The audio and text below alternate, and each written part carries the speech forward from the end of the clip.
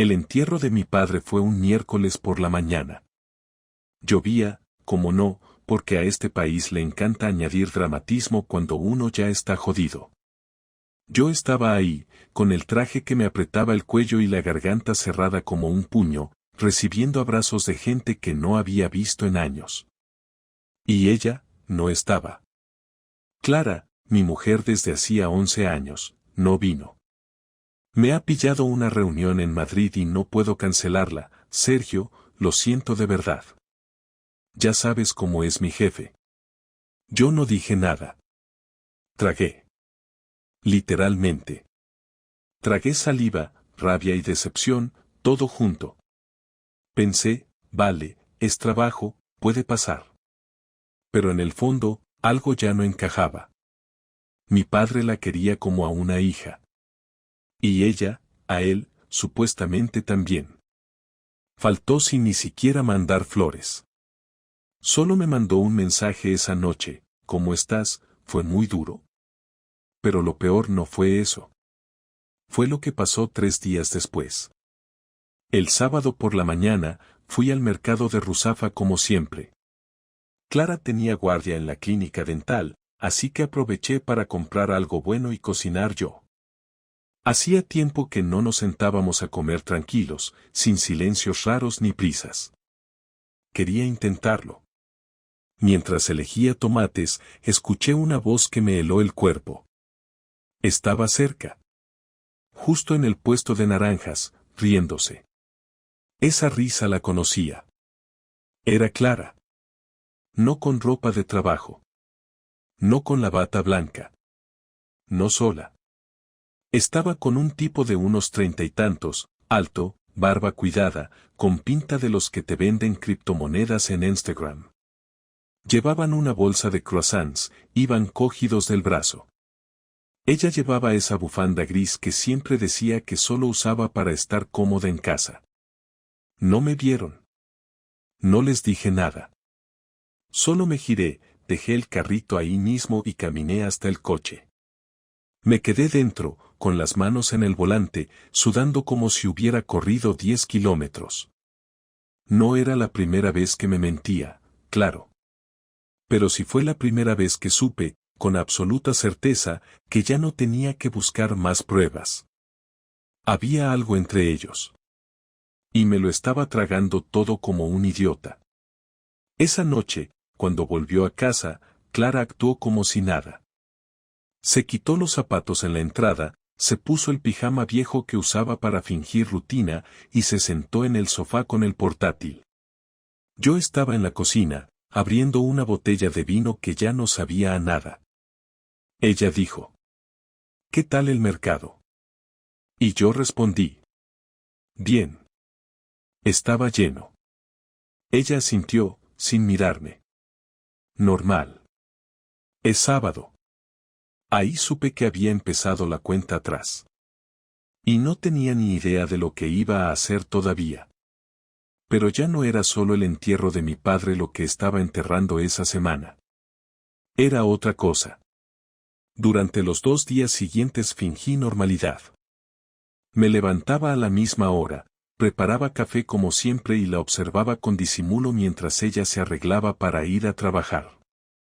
Clara se ponía la misma rutina encima como si fuera una máscara, la base, el lápiz, el pelo suelto, la colonia, esa cara que solo usaba cuando salía a comer con clientes importantes. No mencionó el mercado, por supuesto, porque según su versión ese sábado había estado limpiando instrumental en la clínica todo el día. Yo no dije nada, solo asentía y devolvía frases automáticas. Ella hablaba sin parar, como si la conversación sirviera para tapar cualquier intento de silencio incómodo. No le funcionaba, pero se notaba que lo intentaba. La noche del martes, mientras cenábamos algo rápido, tortilla y ensalada, me soltó que este fin de semana también tendría guardia. Se lo dijo a la pantalla del móvil, sin mirarme. Yo solo respondí con un vale y seguí comiendo. Pero por dentro empecé a planear cómo aprovechar eso a mi favor. El viernes por la tarde llamé al taller donde llevo el coche desde hace años y pedí que lo dejaran en revisión durante el fin de semana. Era una excusa perfecta para no moverlo. Dejé mi moto en el garaje con la batería desconectada y le dije a Clara que iba a estar todo el sábado en casa adelantando unos informes. Ella sintió sin darle importancia, cogió su mochila y se fue sin más. Ni un beso. Ni una frase de esas de pareja. Nada. A las 11 de la mañana del sábado pedí un taxi desde otra calle, 2 manzanas más allá. Me bajé cerca de la clínica donde supuestamente estaría Clara, pero el sitio estaba cerrado. Persianas bajadas, luces apagadas, ni un alma. Caminé alrededor del edificio, por si acaso, pero ya sabía lo que iba a encontrar. Nada. Nadie. Silencio. Abrí la app que había instalado en su móvil la semana anterior cuando dejó el teléfono desbloqueado en la cocina mientras iba a ducharse. El puntito verde la ubicaba en un barrio residencial al otro lado de la ciudad, en una calle que no me sonaba. Anoté la dirección y caminé hasta la avenida principal. Otro taxi. Esta vez me senté en silencio y le pedí al conductor que me dejara una cuadra antes. No quería llegar directo. Quería mirar desde lejos. Al bajar, noté que todo en esa zona era distinto. Casas adosadas, fachadas limpias, ventanas con macetas bien cuidadas. Calles tranquilas, coches caros. Gente que no parece preocuparse por el precio de la gasolina. La dirección me llevó hasta una casa blanca, de 2 plantas, con jardín y una pérgola a medio montar. El coche de Clara estaba aparcado justo enfrente. A su lado, un BMW negro. Me quedé a 20 metros, apoyado en una farola, simulando hablar por teléfono mientras observaba. Pasaron 15 minutos.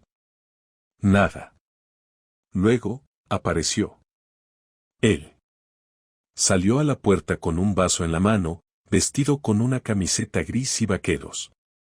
Se estiró como si estuviera en su propia casa. En realidad, probablemente lo estaba. Volvió a entrar y segundos después salió Clara, con una taza. Iban descalzos. Ella llevaba esa camiseta ancha que no era mía. Se sentaron en las escaleras y empezaron a hablar como si estuvieran casados desde siempre. Se reían. Él le tocó la pierna con confianza, sin necesidad de esconder nada. Ella no se movió ni un centímetro. Apoyó la cabeza en su hombro como si lo hubiera hecho 1000 veces. Me quedé parado. No grabé. No saqué fotos. No necesitaba pruebas. Lo que estaba viendo era suficiente. No eran amantes improvisados, no era un lío de una noche. Era rutina. Era costumbre. Era cariño.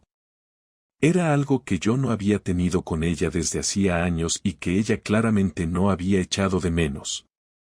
Volví caminando. Me llevó casi 1 hora llegar hasta casa y durante ese rato no sentí ni rabia ni tristeza. Era como si mi cuerpo estuviera funcionando en piloto automático. Abrí la puerta, entré, me duché. No lloré. No grité. Me serví una cerveza y me senté frente al televisor. A las 9 de la noche ella volvió. Traía el pelo algo desordenado, como si viniera de una siesta, y me saludó con un beso corto, frío, falso. Luego fue al baño, se cambió y volvió al salón. Me preguntó si había comido algo. Yo respondí que sí, sin dar detalles. Se sentó a mi lado y empezó a hablar de un paciente que no le dejaba en paz. Hablaba como si todo estuviera bien. Como si yo no supiera nada. Como si no me hubiera visto la cara mientras me clavaba el puñal. Y fue en ese momento que supe que el siguiente paso ya no sería observar. No me iba a quedar ahí, esperando a que todo se destruyera solo. Ahora el juego era mío. El domingo fue un día normal en apariencia, pero por dentro estaba midiendo cada movimiento, cada palabra, cada gesto que salía de ella. Clara se pasó la mañana limpiando la cocina y luego preparó un arroz al horno que olía bien pero no sabía a nada, al menos para mí. Durante la comida me habló de su madre, de que quería que fuéramos a comer a su casa el siguiente sábado. Asentí sin oponerme, sabiendo perfectamente que ese plan jamás iba a ocurrir. Ella seguía actuando como si todo estuviera bien, como si fuéramos una pareja común, y yo seguía devolviendo respuestas neutras para no levantar sospechas antes de tiempo. No porque me importara lo que pensara de mí, sino porque no estaba listo todavía. Quería que fuera en mis términos. Necesitaba que la bofetada que iba a recibir le llegara como una pared de ladrillos y no como una discusión más. El lunes por la tarde hice algo que me habría parecido impensable hace un mes, le escribí a su jefe. Lo conocía porque Clara me lo había presentado en una cena de Navidad, y aunque no éramos amigos, el tipo me caía bien. Le mandé un mensaje corto desde una cuenta falsa que había creado solo para eso. Le pregunté si Clara realmente había trabajado el sábado, porque yo, su marido, estaba preocupado por su salud y había notado cosas raras en casa. Sabía que era arriesgado, pero no me importaba. A las 3 horas respondió que no, que Clara no tenía guardia asignada ese fin de semana. Lo dejó ahí. No preguntó más. Yo tampoco contesté. Con eso me bastaba.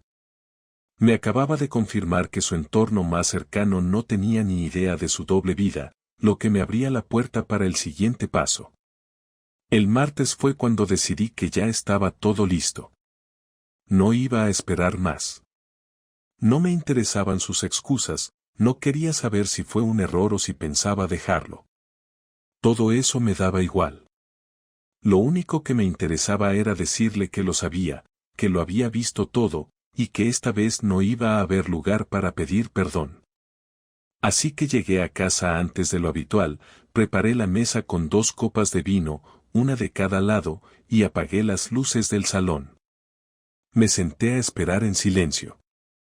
A las 8:20 se abrió la puerta y Clara entró sin mirar, colgó las llaves y se quitó los zapatos como hacía siempre. Al ver la mesa preparada, frunció el ceño y preguntó qué celebrábamos. Le dije que se sentara, que solo quería hablar. Ella se sentó sin sospechar demasiado, apoyó los codos en la mesa y esperó. Yo no le di vueltas, no adorné nada. Simplemente le solté, sé que no estuviste en la clínica el sábado. Te vi en la casa de ese tío. Sé que estás con él, que llevas tiempo con él. Lo sé todo. Su cara no cambió de inmediato. Tardó unos segundos en procesarlo, y luego bajó la mirada. No intentó negarlo. No fingió sorpresa. Solo dijo, ¿desde cuándo lo sabes? Respondí que desde hacía una semana, pero que había sospechado mucho antes. Ella asintió, miró el vino, luego me miró a mí, y dijo que lo sentía. Así, sin emoción. Como si hubiera llegado tarde a una reunión. Le pregunté cuánto tiempo llevaba viéndose con él. Dijo que unos 3 meses, aunque por su tono parecía mucho más. Le pregunté si dormía con él. Dijo que sí. Le pregunté si tenía pensado dejarme. No contestó. Le pregunté si estaba enamorada. Se encogió de hombros. Y ahí fue cuando exploté. Me levanté de la silla y le grité que lo mínimo que podía hacer era no esconderse detrás del silencio.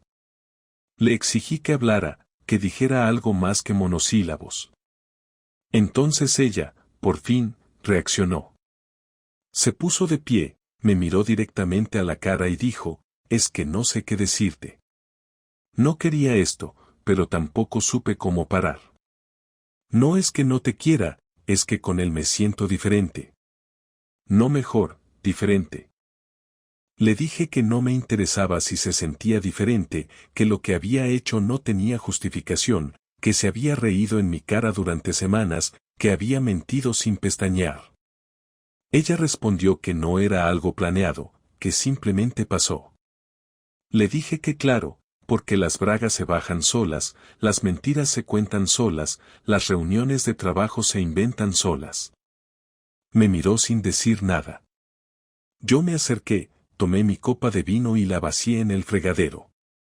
Luego le dije, quiero que te vayas de esta casa esta semana. No te voy a echar hoy porque no soy como tú, pero no voy a seguir compartiendo techo con alguien que me ha tratado como si fuera invisible.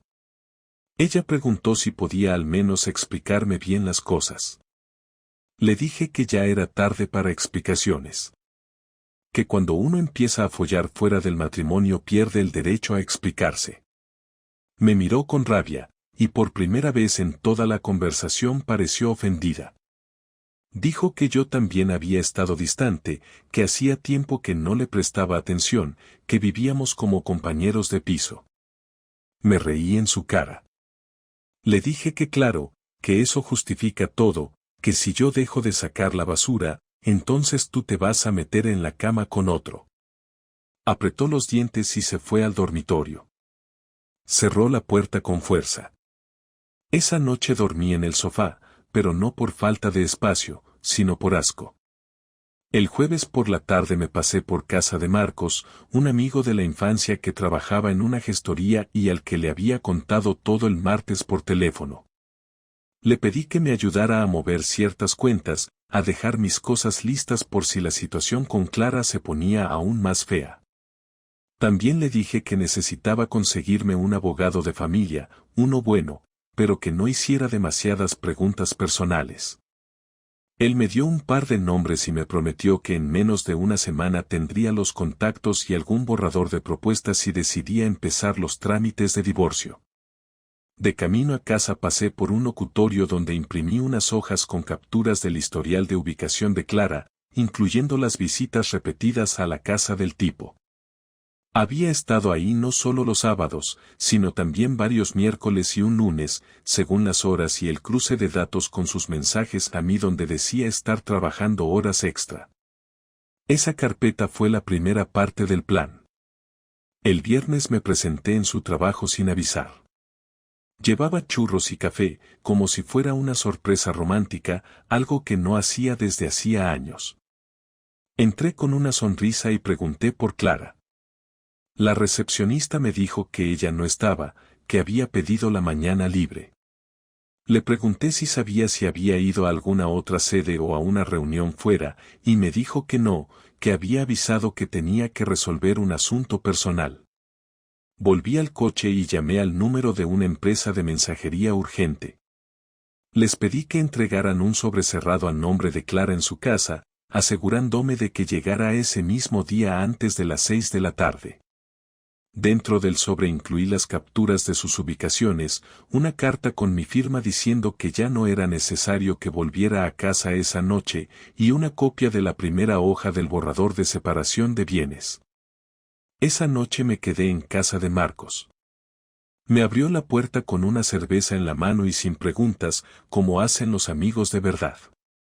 Pedimos una pizza, vimos un partido sin comentar mucho, y luego me dejó dormir en el sofá del salón. A las 11:45 de la noche recibí un mensaje de Clara.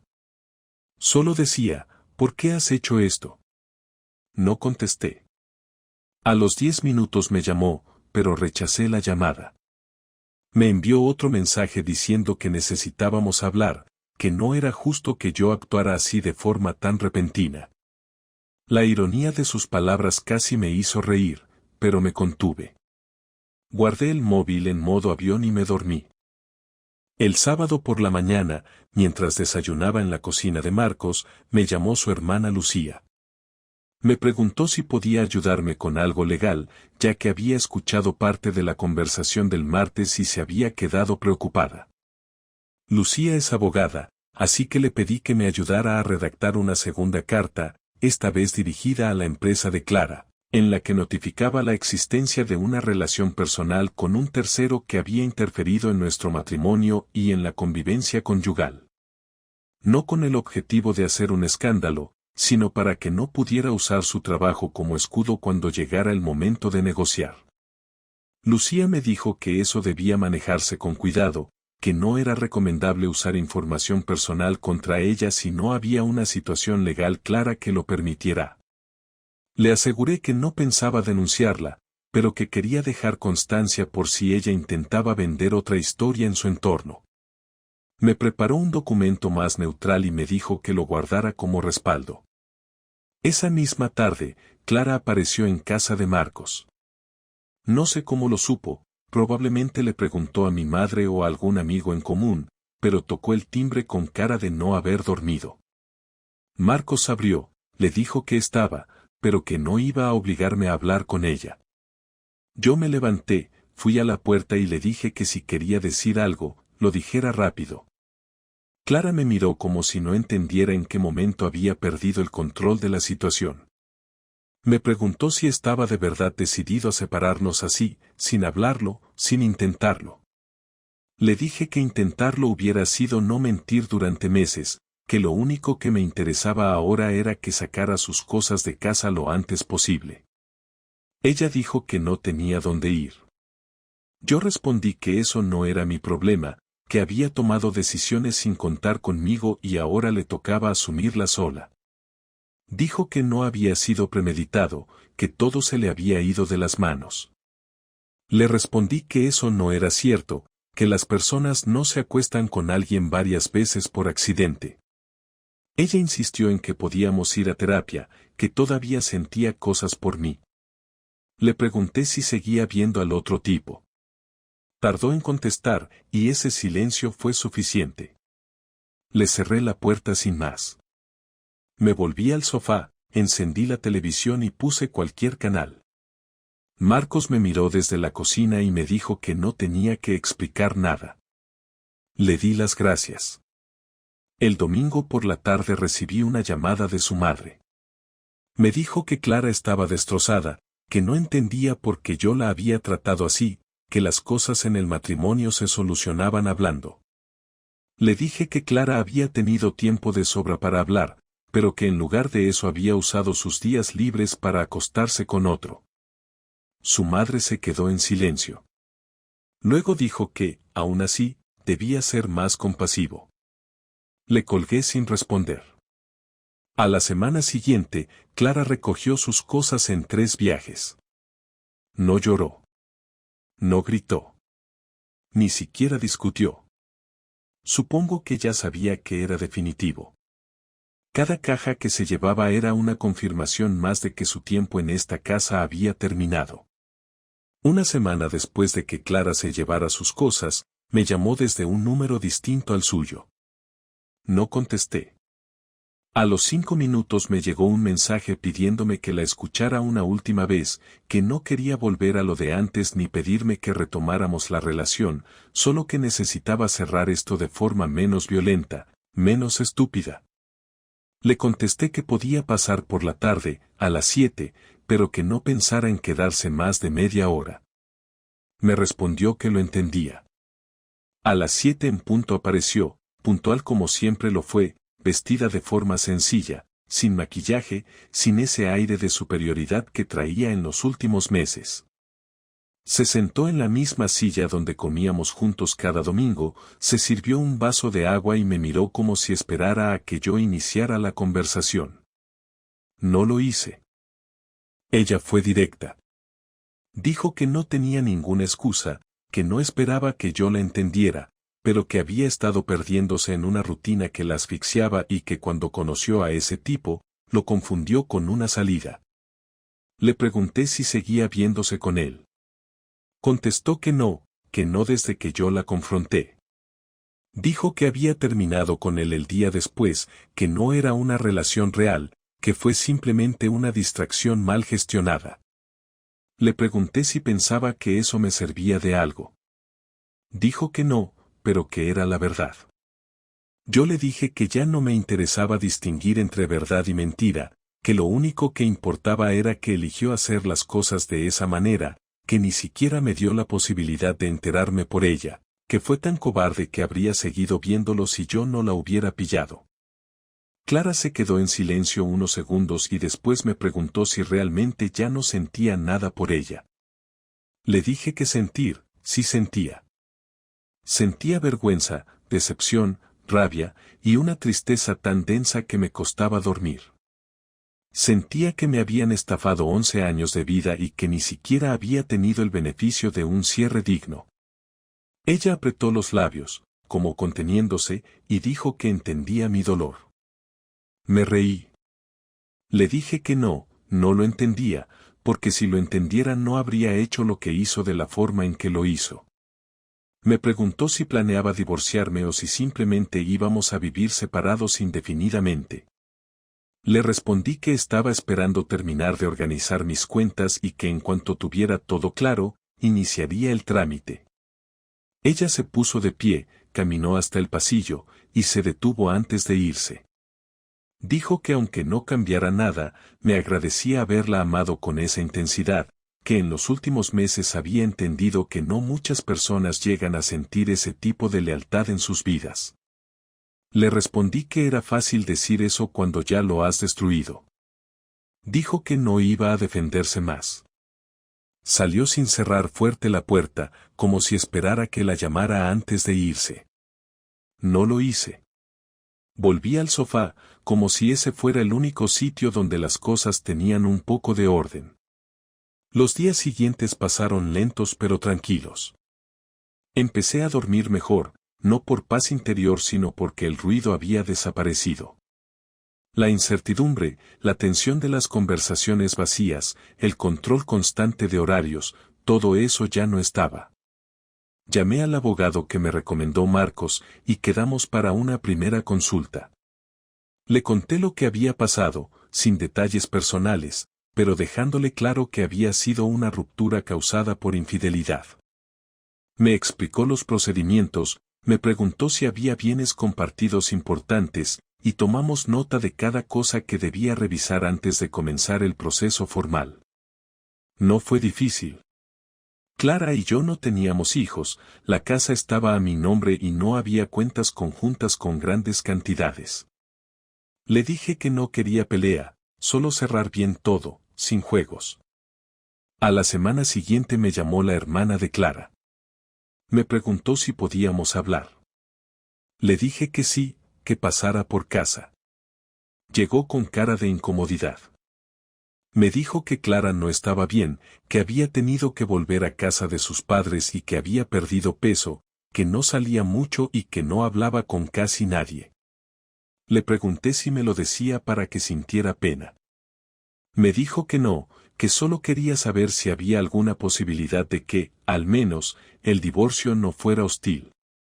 Le respondí que Clara sabía que no iba a ser hostil mientras no mintiera, no manipulara y no intentara victimizarse.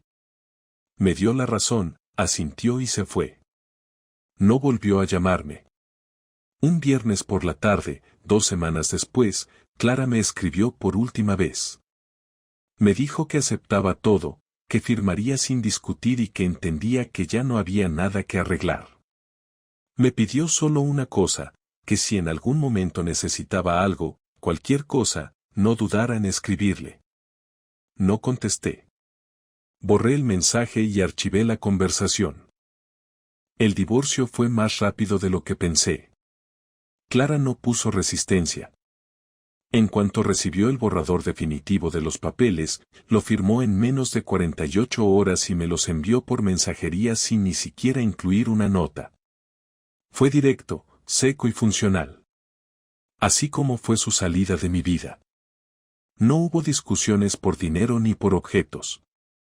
Se llevó algunas cosas personales, dejó el resto, y no volvió a mencionarlas. No hubo acusaciones ni promesas. El abogado me dijo que en casos como este, cuando hay una culpa evidente, lo común es que la otra parte quiera desaparecer rápido. Tenía razón. Clara había pasado de ser una presencia constante a convertirse en un trámite de oficina, en una carpeta más sobre el escritorio del abogado. Después de firmar todo, pasé 2 semanas sin hablar del tema con nadie. Mis amigos sabían lo básico, lo justo. No me apetecía dar explicaciones, ni recibir frases de ánimo que sonaban más a compromiso que a interés real. Mis padres me llamaban cada 3 días, preguntando cómo estaba, pero siempre evitaban mencionar a Clara. Lo hacían con esa mezcla de respeto y miedo a empeorar las cosas. Yo les agradecía el gesto, aunque prefería el silencio. No tenía ganas de repetir la historia ni de justificar mis emociones a nadie. Durante esas semanas, limpié la casa a fondo, tiré lo que no usaba, redecoré el dormitorio y me compré una cama nueva. No lo hice como símbolo de nada, sino porque la anterior me traía un mal descanso y una peor memoria. Un día, mientras revisaba unos documentos antiguos, encontré una carpeta donde Clara había guardado entradas de conciertos, facturas de viajes, cartas que nos habíamos escrito hace años. Me detuve unos minutos a revisar esas cosas. No por nostalgia, sino por una especie de necesidad de comprobar si alguna vez todo fue real. Las cartas eran largas, sinceras, con detalles que ya no recordaba. Había frases que hoy me resultarían imposibles de escribir. Por un instante, sentí algo parecido a tristeza, pero no por ella, sino por mí. Por la versión de mí que existía cuando todavía creía que esto era para siempre. Guardé todo en una caja y la dejé en el trastero. No me interesaba destruirlo, tampoco conservarlo. Solo quería que estuviera lejos. La primera vez que salí con otra persona fue un mes y medio después de haber firmado. Una compañera de trabajo me invitó a tomar algo después de una reunión larga. No fue una cita, ni lo parecía. Hablamos de cualquier cosa menos de relaciones. Nos reímos, comimos bien, y volvimos cada uno a su casa sin intención de repetirlo pronto. Fue suficiente para entender que mi vida no se había terminado, solo se había cortado por la mitad. Y que esa mitad anterior no necesitaba repetirse para que lo que viniera tuviera sentido. Un domingo por la tarde, Clara volvió a escribirme. Me dijo que solo quería pedirme una última cosa, que por favor no la odiara, que sabía que no merecía nada más de mí, pero que le costaba pensar que alguien que fue tan importante ahora la recordara con rabia. Le respondí sin rodeos. Le dije que no la odiaba, pero que tampoco le debía ningún perdón especial, que no había espacio para una amistad ni para contacto regular, que cada uno debía seguir su camino sin mirar atrás. Le pedí que no volviera a escribirme, no por rencor, sino por respeto. Ella respondió con un entiendo y un punto. Nunca volvió a escribir. Hoy han pasado 3 meses desde que firmamos los papeles. No hay un solo día en el que piense en ella con deseo de volver. Tampoco con odio. Solo con indiferencia. Aprendí que uno puede pasar años con alguien y no conocerlo del todo. Aprendí que la fidelidad no es algo que se exige, es algo que se sostiene con hechos diarios, y que en el momento en que empiezan las mentiras, se rompe mucho más que la confianza. Aprendí que uno puede sobrevivir a la traición sin convertirse en alguien amargo, siempre y cuando no se quede a vivir en el papel de víctima. No soy una víctima. Tampoco un héroe. Solo un tipo más al que le fallaron, que se levantó, organizó su vida de nuevo y siguió. Ya no espero nada de nadie. No como antes. No idealizo, no doy por sentado que el amor es suficiente para mantener un proyecto en pie. Me interesa más la coherencia que las promesas. Y si un día vuelvo a estar con alguien, será porque ambos estamos ahí por elección consciente, no por miedo a estar solos ni por costumbre.